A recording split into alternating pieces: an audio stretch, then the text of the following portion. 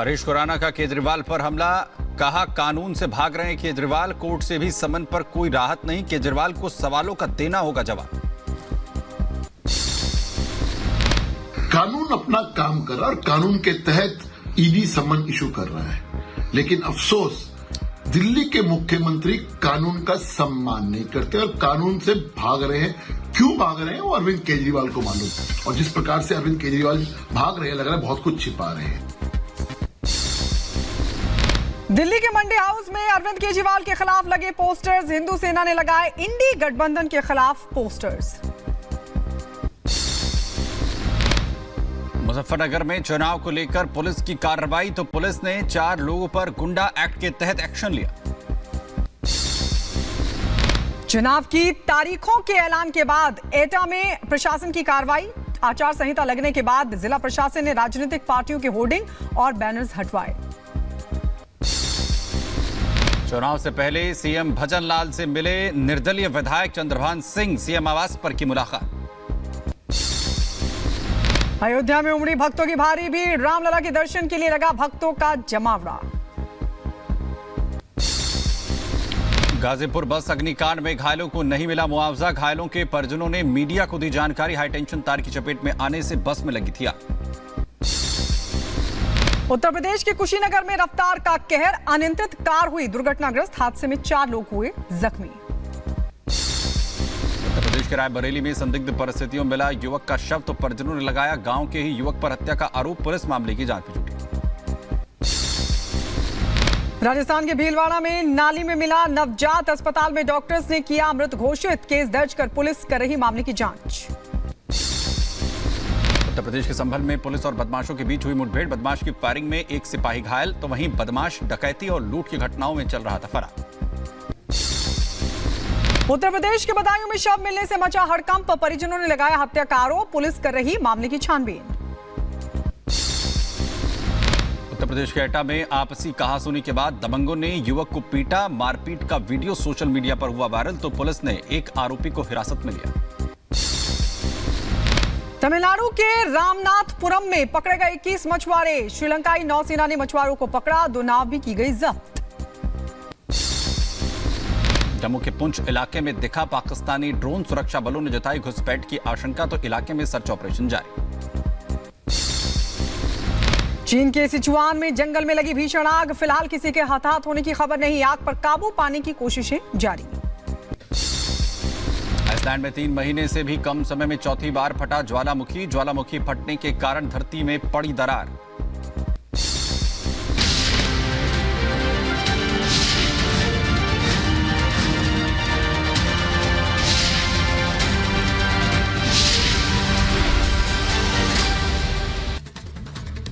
और अब बात करते हैं 2024 के चुनाव की। तो इस चुनाव को लेकर लगातार आरोप प्रत्यारोप का दौर एक तरफ चल रहा है, तो अलग अलग बयानबाजी भी सामने आ रही है। और अब ओपी राजभर की बड़ी प्रतिक्रिया सामने आई है। वो कह रहे हैं कि प्रधानमंत्री नरेंद्र मोदी फिर से प्रधानमंत्री बनने जा रहे हैं, और विपक्ष ने भी ये तय कर लिया है कि मोदी को प्रधानमंत्री बनाना है। तो ओपी राजभर का ये बयान सामने आया, विपक्ष पर तंज कसते हुए नजर आए और कहा कि मोदी पर फिर पीएम बनाने के लिए विपक्ष भी अब तैयार हो गया है। जनता के साथ विपक्ष ने भी तय कर लिया है। यूपी में सुस्त पड़ गई है समाजवादी पार्टी, कांग्रेस, ये कह रहे हैं ओपी राजभर। जनता ने मूड बना लिया है मोदी जी को पीएम बनाने का, विपक्ष ने भी मूड बना लिया है मोदी जी को पीएम बनाने का। देखिए, वहाँ जो असरदार नेता हैं महाराष्ट्र के, उनका एक अपना अलग प्रभाव हो सकता है, लेकिन अखिलेश जी जाके वहाँ कै वोट दिलाएंगे, ममता जी जाके कै वोट दिलाएंगे, जिनका वहाँ कुछ नहीं है तो कै वोट दिला पाएंगे। उनके रैली करने से कोई असर नहीं है। पूरे प्रदेश में, पूरे देश में, चाहे महाराष्ट्र से लेके, गोवा से लेके, गुजरात से लेके बंगाल तक, कहीं किसी की दाल गलने वाली नहीं है। जनता मन बना चुकी है। और विपक्ष खुद मन बना चुका है माननीय नरेंद्र मोदी जी को प्रधानमंत्री बनाने के लिए।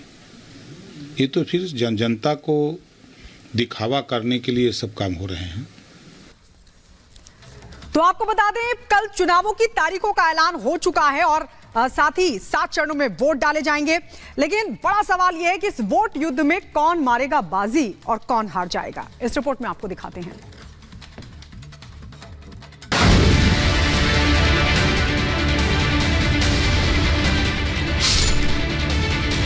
We'll do it in 7 phases. Date of poll would be 19th of April. Last polling would be on 1st of June. विश्व के सबसे बड़े लोकतंत्र में सबसे बड़े उत्सव का आगाज हो चुका है। हिंदुस्तान अब चुनावी मोड में आ चुका है। तारीखों के ऐलान के साथ ही देश में आचार संहिता लागू हो चुकी है। ऐसे में चुनाव आयोग ने कमान संभाल ली तो सुरक्षा एजेंसियों से लेकर संस्थाएं भी एक्टिव मोड में आ गई हैं। मगर देश में सबसे ज्यादा नजरें उत्तर प्रदेश, बिहार, बंगाल और महाराष्ट्र पर हैं, क्योंकि इन्हीं 4 राज्यों से देश की सबसे ज्यादा लोकसभा सीटें आती हैं।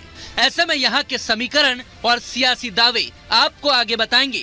पहले एक बार फिर याद दिला देते हैं कि 19 अप्रैल से वोटिंग की शुरुआत होगी और 4 जून को मतगणना के बाद नतीजे आ जाएंगे।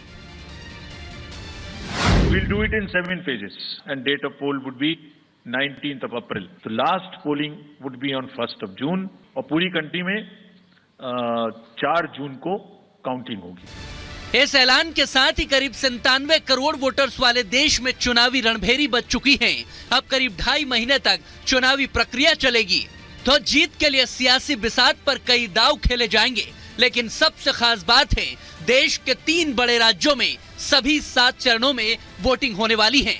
इनमें उत्तर प्रदेश की 80 सीटों पर चुनाव होगा तो पश्चिम बंगाल की 42 सीटोट पर भी 1 जून तक ही वोटिंग होगी। बिहार की 40 सीटों पर भी 19 अप्रैल से लेकर 1 जून तक मतदान होना है। यानी 162 सीटों का गणित 46 दिनों में जनता तय करेगी। मगर बीजेपी ने जीत के लिए ताल ठोक दी है। लोगों को मोदी जी की गारंटी पे विश्वास है, मोदी जी के नेतृत्व पे विश्वास है, मोदी जी पर लोगों को विश्वास है।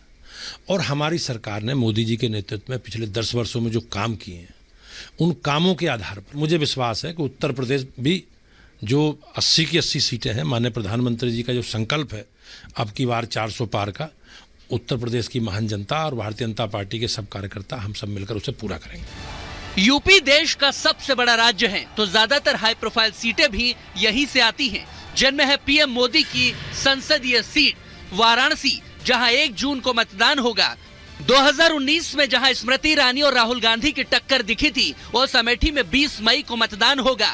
तो गांधी परिवार का गढ़ कही जाने वाली यूपी की रायबरेली सीट पर भी 20 मई को ही वोटिंग होने वाली है। फिलहाल गांधी परिवार तो यूपी से दूर है, क्योंकि सोनिया गांधी रायबरेली की लोकसभा सीट छोड़कर राज्यसभा सांसद बन चुकी हैं। मगर न प्रियंका यहां से चुनाव लड़ने आ रही हैं, न ही अमेठी से अब तक राहुल गांधी कोई हिम्मत दिखा पाए हैं। यहां तक कि कांग्रेस ने यूपी से अब तक एक भी नाम का ऐलान नहीं किया। मगर उसके साथ ही सपा ने 5 लिस्ट में 37 नाम घोषित कर दिए हैं। मगर आजमगढ़ से अखिलेश यादव चुनाव नहीं लड़ रहे हैं।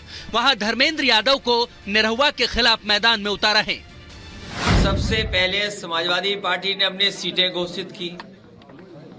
सबसे